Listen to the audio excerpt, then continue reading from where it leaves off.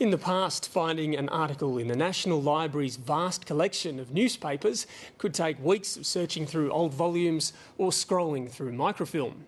Now it can take just seconds using the library's online search service, Trove.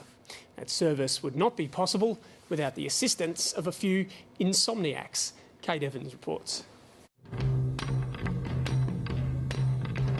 Who wants yesterday's papers? We have digitised 5 million newspaper pages, which is actually 56 million articles, and they're available full text to search in Trove. More than 200 Australian newspaper titles issued between 1803 and 1954 can now be searched online.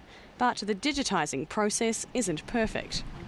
The old Australian newspapers are of particular poor quality because they didn't have good printing presses. They sent out-of-service printing presses from England to the convict colonies, and then they didn't have enough or the right sort of paper, so they made the print very small.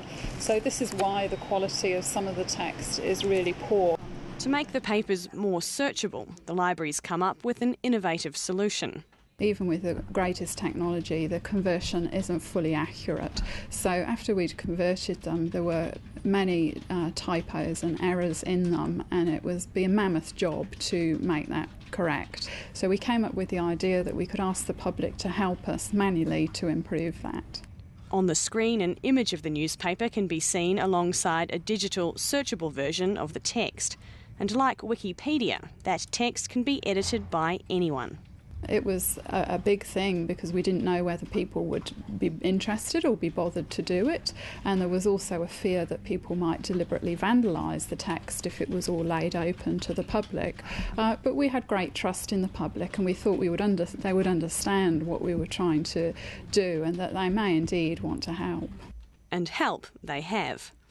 Almost immediately from the start, which was 3 years ago, people just went in and started to correct text. So currently we've got over 40,000 people all around Australia who are online using Trove doing this activity, and together as a group they've corrected over 47 million lines of text in 150 years worth of old newspapers. And it goes on day and night. There is no point in a 24-hour period when people are not correcting text. We certainly have a lot of people who are night owls, who have full-time jobs in the day, who, as I said, find this very addictive, and maybe they can't sleep or maybe they're just really committed.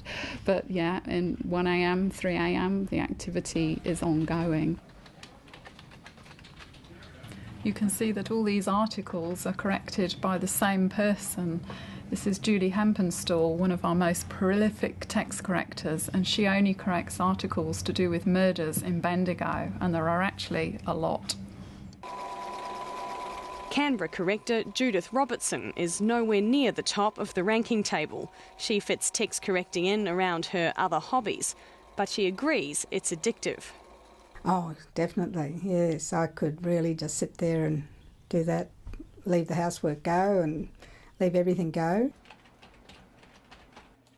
She works on the site a few hours a week, usually late at night. We're allowed to do anything we like. I decided I'd look at the newspaper on my birth date and see what I might have been reading around that time, and that's the Brisbane Courier Mail. And of course there's a lot of war stories in at that time, so it's been interesting to read that as well as do the corrections. I was a former teacher. I don't know if that's part of it, but I just like to correct the English and the punctuation, all that sort of thing.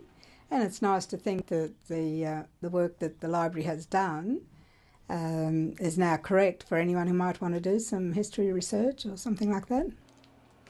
I do feel it's a privilege because the National Library of Australia is an important institution, I think, and to think that any Australian can help with their collection, it's a wonderful feeling.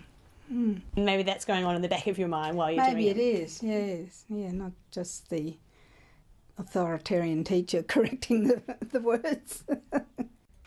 The world's top libraries are now coming to the Trove team for advice on setting up similar systems. They all just think it's an incredible, amazing thing. And when budgets are tight and current difficult times, there is no way we could have done any of this work ourselves. So the choice is the public could help us, or it simply wouldn't get done.